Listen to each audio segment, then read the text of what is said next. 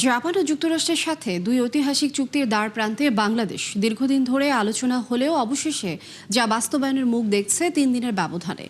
জাপানের সাথে হওয়া অর্থনৈতিক অংশীদারিত্ব চুক্তির মূল লক্ষ্যই হবে এলডিসি পরবর্তী শুল্কমুক্ত সুবিধা চালু রাখা, আর যুক্তরাষ্ট্রের ক্ষেত্রে প্রতিযোগী দেশগুলোর চেয়ে সুবিধাজনক অবস্থান অর্জন। তবে এক্ষেত্রে যৌক্তিক দর কষাকষির পরামর্শ দিচ্ছেন বিশ্লেষকরা। রাকিব হোসেনের রিপোর্ট। দেশের তৈরি পোশাকের অপ্রচলিত বাজারগুলোর মধ্যে সবার উপরে জাপান। সবশেষ অর্থ বছরে দেশটিতে রপ্তানি হয় $118 কোটি। মূলত শুল্কমুক্ত সুবিধা থাকায় এই অগ্রগতি বাংলাদেশের। তবে এলডিসি উত্তরণের পরও যাতে একই সুবিধা অব্যাহত থাকে সেই লক্ষ্যে শুক্রবার টোকিওতে হতে যাচ্ছে দুদেশের মধ্যে অর্থনৈতিক অংশীদারিত্ব চুক্তি ইপিএ।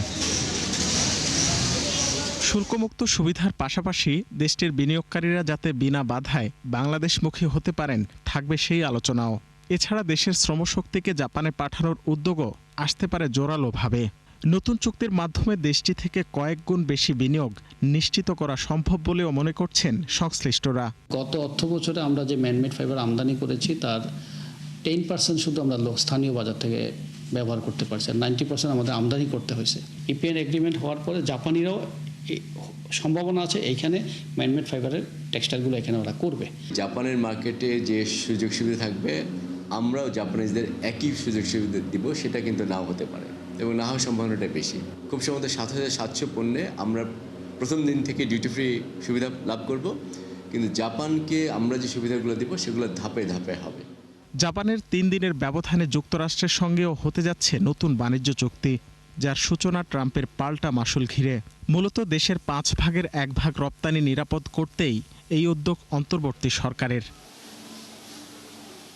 যুক্তরাষ্ট্রের সাথে চুক্তির অন্যতম উদ্দেশ্য হবে চলমান শুল্ক হার প্রতিযোগীদের চেয়ে আরও কমিয়ে আনা, সেদেশে তুলায় উৎপাদিত পোশাক বিনা শুল্কে রপ্তানি করা এবং মার্কিন বিনিয়োগের সুযোগ আরও বিস্তৃত করা।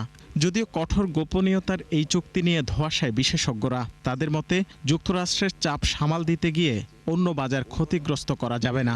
প্রেসিডেন্ট ট্রাম্প এবং তার প্রশাসন এই ট্যারিফ নিয়ে খেলছেন, এইটা আসলে কতখানি সাস্টেনেবল এটাও কিন্তু আমরা জানি না। এটা আসলেই ধরে রাখা সম্ভব হবে কিনা, কারণ হুইমজিক্যালি বিভিন্ন দেশের উপরে বিভিন্নভাবে এই শুল্ক বসানো হচ্ছে, আবার শুল্ক কমানো হচ্ছে, যেটা আমরা ইন্ডিয়ার ক্ষেত্রে দেখলাম যে এখন কমিয়ে এটাকে 18% করা হচ্ছে।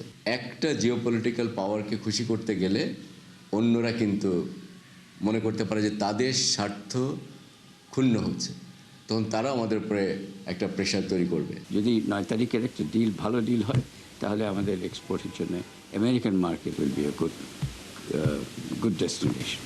বর্তমানে দেশের রপ্তানি পণ্যের 2.5% জাপানে আর 20% বেশি যাচ্ছে মার্কিন যুক্তরাষ্ট্রে। রাকিব হোসেন, 71, ঢাকা।